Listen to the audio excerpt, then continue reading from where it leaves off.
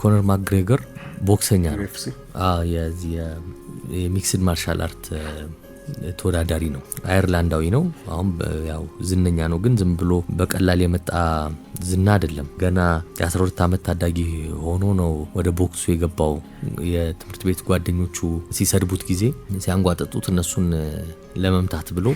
ነው ወደ ቦክስ ስልጠና የገባው እና 16 ደሞ ሲሆነው ይሄንን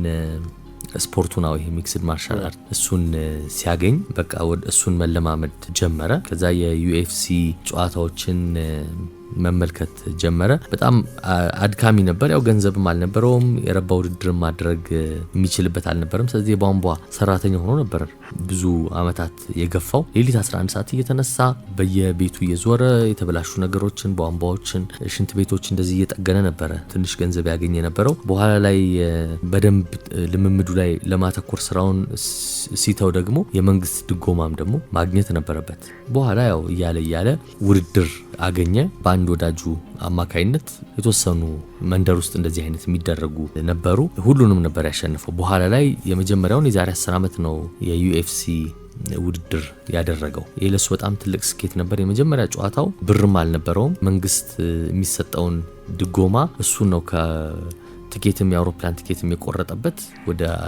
ኤርፖርትም የሄደበት ጨዋታው ላይ የቆየው 67 ሰከንድ ነው ዘረረና አሸነፈ $16000 አገኘ 8000 ለተሳተፈበት የተሰጠው ነው 8000 ላሸነፈበት ነው በእለቱ ደግሞ ብዙ ጨዋታዎች ነበሩና አሪፍ ዝረራ ወይም ፈጥኖ የተደረገው ቦነስ ነበረው $60000 እሱንም ወሰደ ያ በቃ በጣም ባንዲ እንግዲህ ሙሉ ገንዘብ ስታገኝ ቀላል አይደለም እያለ ከዛ በኋላ የነበሩት ነገሮች እንግዲህ መገመት ነው ከፍሎይድ ሜይዌዘር ጋር ሲጫወት ለዛ ብቻ ከ$100 ሚሊዮን በላይ ነው ያገኘው አሁን ሀብቱ በጣም ብዙ ነው ዩኤፍሲ ብዙውን ገንዘብ አሁን ሀብታም ነው ግን ብዙውን ገንዘብ ያገኘው ከጨዋታዎች አይደለም በዋናነት ዩኤፍሲ ጨካኝ ነው ይባላል አወዳዳሪው ከሚያገኘው ለተወዳዳሪዎቹ የሚሰጠው ገንዘብ 15% ብቻ ነው እነ ኤንቢኤ የቅርጫት ኳሱ የቤዝቦሉ የሆኪው እንደዚህ አወዳዳሪዎች ግማሽ ያህሉን 50%ን በአማካይ ይሰጣሉ ይባላል ዩኤፍሲ ግን 15% ብቻ በጣም ትንሽ ነው ስለዚህ እሱ ወደ ቢዝነሱ ማተኮር ነበርበት የማስታወቂያ ስራዎች የመሳሰሉትን ይሰራልና ብዙ ስኬታማ ቢዝነሶች አሉት ከሁሉም ግን አንድ በጣም ጥሩ ውሳኔ ወሰነ የሚባለው አንድ የዊስኪ ኩባንያ ሊያሰራው መጣ ማስታወቂያ ገንዘብ ከፍለውት እሱ ግን ከአማካሪው ጋር ተነጋገረና ለምን ይሄንን በገንዘብ ከመንሰራ ቢዝነሱ ጥሩ ይመስላል ስለዚህ የራሳችንን ብራንድ ለምን አናወጣምና እኔ ሶሻል ሚዲያ ላይ ብዙ ተጽዕኖ መፍጠር እችላለሁ በአለም ዙሪያ ስለዚህ እንደዛ ብንሄድ ይሻላል ተባባሉ ተስማሙበት ፕሮፐር 12 የሚባል ብራንድ የመሰረቱት ያኔ ነው እንዳልኩት ከአንድ አጋሩ ጋር ሆነው 55 ሚሊዮን በላይ የሶሻል ሚዲያ ተከታዮች አሉት በየዞረበት ሁሉ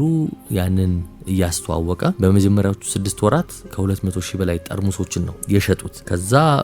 ጥቂት አመታት እንደቆዩ የድርጅቱን